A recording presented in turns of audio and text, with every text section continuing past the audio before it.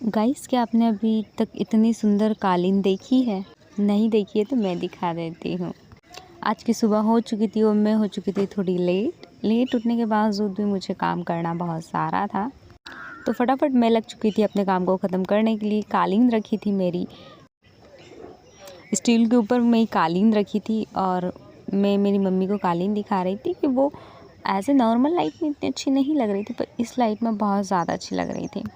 फिर मैं बिस्तर उठाने के लिए गई तो आलोक मुझे परेशान करने लगा और वो जो है उस गोदड़ी और बिस्तर पे से उठ ही नहीं रहा था, मुझे उठाने ही नहीं दे रहा था। फिर थोड़ी देर हंसी मजाक करके मैंने बिस्तर वगैरह उठाया, जिसके बाद निखिल गज़ब ही है कि बारिश में रज़ाई ओढ़ रहा है। मुझे तो पता ही नहीं था कि वो रज़ाई ओढ़ रहा है। जब मैं घड़ी करने के लिए गई तो बाद में पता लगाया, जब पूछा मैंने कि रज़ाई कौन ओढ़ रहा है, पता चला निखिल ओढ़ रहा है। गज़ब कर रहे हो व्यक्ति यार। फिर मैंने झाड़ू वगैरह निकाला और निकालने के बाद मैंने ली एनर्जी ड्रिंक, जो कि थी मेरी चाय अदरक वाली। फिर मैंने चाय वगैरह पीने के बाद मेरे बालों को खोला और खोलने के बाद जो है मैंने चोटी वगैरह बनाई, क्योंकि बाल मेरे थोड़े ऐसे ही हो रहे थे और धुलने के भी थे, क्योंकि थोड़े गंदे भी हो रहे हैं।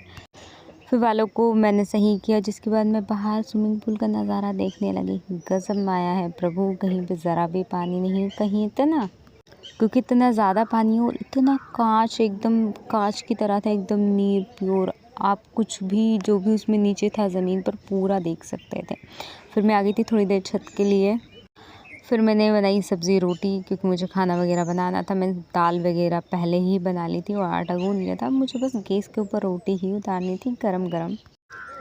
फिर आ गई थी मैं थोड़ी देर दूसरे काम के लिए, मतलब फ़ोटोशूट करने के लिए। फिर मैं अपने काम पे फिर लग चुकी थी, क्योंकि रोटी वगैरह बनाई और मैं गैस के ऊपर ही बनाती हूँ अभी थोड़े दिन से, क्योंकि लकड़ी कंडे वगैरह जो है वो गीले हो चुके हैं, चूल्हे पे खाना बना ही नहीं सकती, इतने ज़्यादा गीले हैं। और फिर मैंने गरम गरम रोटियाँ फुलके फुलाए। और मुझे आप कैसे रोटी बनाते हैं कि चूल्हे के ऊपर, मुझे कमेंट करके ज़रूर बताइएगा। मैं तो ऐसे ही बनाती हूँ। मैं बाहर निकली तब तक ज़ोरों की बारिश स्टार्ट हो चुकी थी और इतनी ज़ोर से पानी आया था। फिर जिसके बाद मैंने भी ऑयलिंग की मेरे बालों के अंदर, क्योंकि बहुत दिन हो गए तो मैंने ठीक थोड़ी देर बालों को रेस्ट देने के बाद मैं नहा ली थी। और नहाने के बाद कपड़े धोने के लिए चली गई थी नीचे, जिसमें आलोक के भी बहुत सारे कपड़े थे, मतलब बहुत सारे तो नहीं। आलोक धुलने के बाद जो है मैंने इनको पानी में से एक बार और निकाला, क्योंकि घिसने के बाद 2-3 बार पानी में से निकालते हैं जब तक कि गंदा पानी नहीं निकल जाए। मैंने अच्छे से क्लीन किए, पूरे को धोए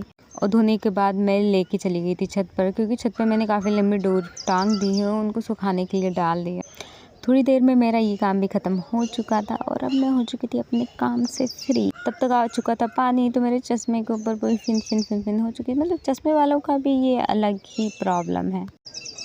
जिसे फिर मैं छत पे से देखने लगी, ये कुतिया थी जो इधर पानी में आ रही थी और मैं उसे देखने के लिए गई। तो यहाँ पे इतनी प्यारे प्यारे पक्षी होते हैं और साथ साथ जो है पानी भी इतना नीर दिख रहा था, इतना प्योर दिख रहा था, आप देख पा रहे होंगे। इतना क्लीन और इतना सुंदर लग रहा था। मुझे लगता है इतना अच्छा मोबाइल के अंदर नहीं दिखना है, जितना अच्छा रियलिटी में वाकई में नेचुरल चीज़ें होती हैं।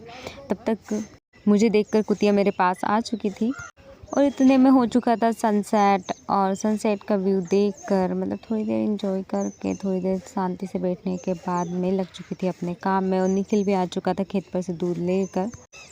तो जब तक चंपी यहाँ पे आ चुकी थी, अब वो यहाँ से उसकी इच्छा कि मैं गेट खोल दूँ तो वो अंदर आ जाए और अंदर आके कुछ ना कुछ काम बढ़ा दे। उसका फोकस इतना था कि मैं क्या ही बताऊँ। फिर छत पे चल रहा था थोड़ी देर डिस्कशन, क्योंकि हम सब छत पे आ चुके थे।